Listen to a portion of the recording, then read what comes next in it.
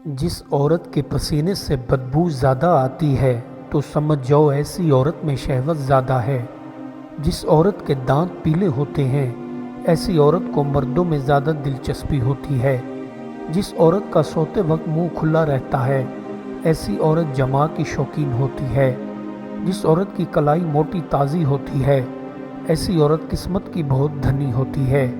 जिस बीवी के बाल छोटे होते हैं ऐसी औरत मर्द को लुत्फ़ पूरा नहीं दे पाती है। जिस औरत के हाथ सख्त होते हैं ऐसी औरत दिल की पत्थर जैसी मजबूत हुआ करती है। जो औरत हामला जल्दी हो जाती है ऐसी औरत शोहर को दौलत से माला माल कर देती है। घर में बेहद दौलत चाहते हो तो अपनी बीवी के साथ ज़्यादा से ज़्यादा जमा किया करो। जो बीवी अपने शोहर को करीब नहीं आने देती ऐसी औरत मनहूस और घर को बर्बाद करके रख देती है। बीवी को हमल नहीं ठहर रहा तो बीवी को उबली हुई शक्करकंडी खिलाकर उसके पास जाया करो, अफाका होगा। गंदी औरत की निशानी है कि जिस्म में हद से ज़्यादा खुशबू लगाएगी और नहाएगी कम। जिस घर के अंदर बेरी का दरख्त होता है ऐसे घर में लड़ाई झगड़े अक्सर होते रहते हैं। हामला घोड़ी का लुआब नाफ में डालकर सोने से इंसान की मर्दाना ताकत बढ़ जाती है। जिस्म की चर्बी को कम करना चाहते हो तो बदख के लुआब को अपने नाफ में डालकर सोया करो। हाथों के नाखूनों को बढ़ाने से इंसान का रिस्क कम हो जाता है और नहूसत आती है।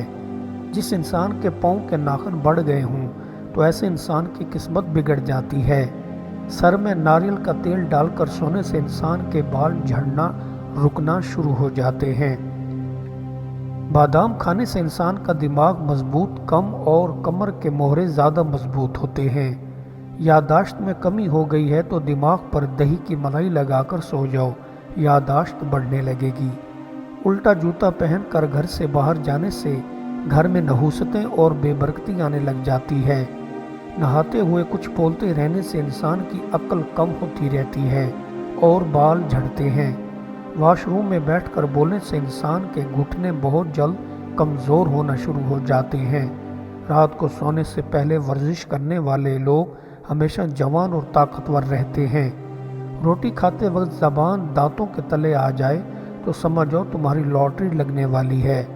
सोने से पहले आंख फड़कने लग जाए तो समझ जाओ तुम्हारे बुरे दिन शुरू होने वाले हैं। चोर ज़रूरत का नाम है, बंदा अंदर से बुरा नहीं होता। ज़रूरत ही बुरा करती है और ज़रूरत ही नेक करती है। ज़रूरत निकाल दो, बंदा ठीक नज़र आ जाएगा। तमाम दुनिया की बुराइयों में झूठ आम तौर पर निहायत कसरत के साथ राइज है। सच्चाई का पीछा इस तरह करो जैसे कोई शिकारी कुत्ता शिकार का पीछा करता है। किसी के एहसान और नेकी का जल्दी से बदला उतार देना निहायत शराफत और बुजुर्गी की अलामत है। अक्ल और अदब के सिवा शराफत के तमाम असबाब ख़त्म हो जाते हैं। बूढ़े आदमी बड़े ख़तरनाक होते हैं। उनको बला से कि दुनिया के हालात बेहतर होते हैं या बदतर, क्योंकि वो दुनिया को जल्द तर छोड़ने वाले होते हैं। जन्नत का शायक शहवत से दूर रहता है और दोज़ख से खाइफ हराम खाने से बचा रहता है। मौत का मुंतज़िर खैरात की तरफ जल्दी करने वाला होता है। जिस दिन की रात आ गई वो दिन अच्छा था और जिस रात पर दिन तलू हुआ वो रात अच्छी थी। इस दुनिया में कोई रात ऐसी नहीं जिस पर दिल तलू न हुआ हो। बुढ़ापा ज़िंदगी की खुशियों को कम कर देता है। अगर तुम 20 बरस में खूबसूरत नहीं, 30 बरस में ताकतवर नहीं तो कभी भी खूबसूरत और ताकतवर नहीं बन सकते। अगर लोग संजीदगी से अपनी गुज़श्ता ज़िंदगी पर नज़र डालें तो पता चलेगा कि तरक्की और खुशहाली के कई सुनहरी मौक़े ऐसे थे जिन्हें खुद हमने अपनी गफलत या कम अक्ली से खो दिया। हर चीज़ इब्तदा में छोटी होती है, नशो नुमा पाकर बड़ी हो जाती है। मुसीबत का हाल उसके बरअक्स है, वो इब्तदा में बड़ी भारी महसूस होती है, रफ्ता रफ्ता छोटी हल्की बन जाती है और इसका असर घट जाता है। बेशक सबसे ज़्यादा खुश ऐश वो बंदा है जो अल्लाह की तक़सीम पर पूरा राज़ी और मुतमईन हो। अहले दुनिया पर अल्लाह ताला को 2 चीज़ों से हुक्म हो चुका है, बदबख्ती और शकावत, फ़ना और हलाकत। गायब दिमाग आदमी के साथ रहने से अच्छा है ये किसी मुर्दा इंसान के साथ زندگی بسر کی جائے، کیونکہ مردہ انسان اگر خوشی نہیں دیتا تو کم از کم حقیر نہیں سمجھتا۔ کسی کام میں تجھے اللہ کی حکمت معلوم نہ ہو تو اس کی قدرت کا دھیان کر اور اپنے خیالات کو آگے نہ بڑھا، کیونکہ اگر تجھے ایسی حکمت معلوم نہ ہو جس سے تیرے دل کو سکون ملے تو اس کی وہ قدرت جو تیری تسلی خاطر کے لیے کافی ہے ظاہر موجود ہے۔ جب تو سوال کرے تو سمجھ کر سوال کر اور خام خواہ ضدی عالم سے بحث مباحثہ سے بھی پرہیز رکھ، کیونکہ جاہل آدمی جو سیکھنے کا ارادہ رکھے وہ عالم کے مشابہ اور ضدی عالم جاہل کے برابر ہے۔ جس کو اللہ ہدایت دے وہ گمراہ نہیں ہو سکتا، جس کو اللہ گمراہ کرے وہ کبھی ہدایت نہیں پا سکتا۔ مطلب یہ کہ جو آدمی اپنی ہدایت کو اللہ سے منسوب کرتا ہے وہ کبھی گمراہ نہیں ہو سکتا۔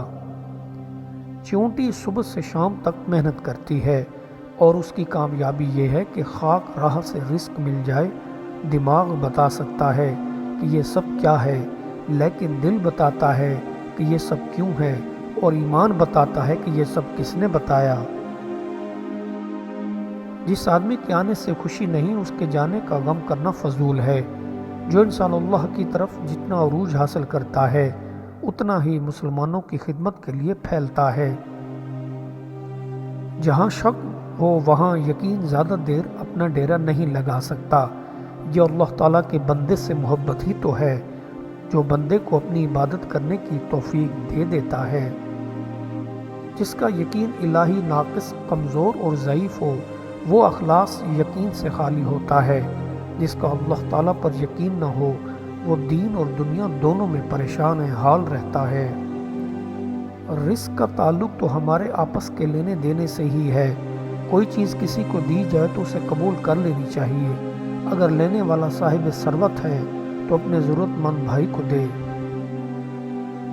اپنے واسطے زمین پر مال جمع نہ کرو جہاں کیڑا زنگ خراب کرتا ہے اور جہاں چور چراتے اور نقب لگاتے ہیں، بلکہ اپنے لیے آسمان پر جمع مال کرو جہاں نہ کیڑا خراب کرتا ہے اور نہ زنگ، اور نہ وہاں چور نقب لگاتے ہیں اور نہ چراتے ہیں، کیونکہ جہاں تیرا مال ہے وہاں تیرا دل بھی لگا رہے گا۔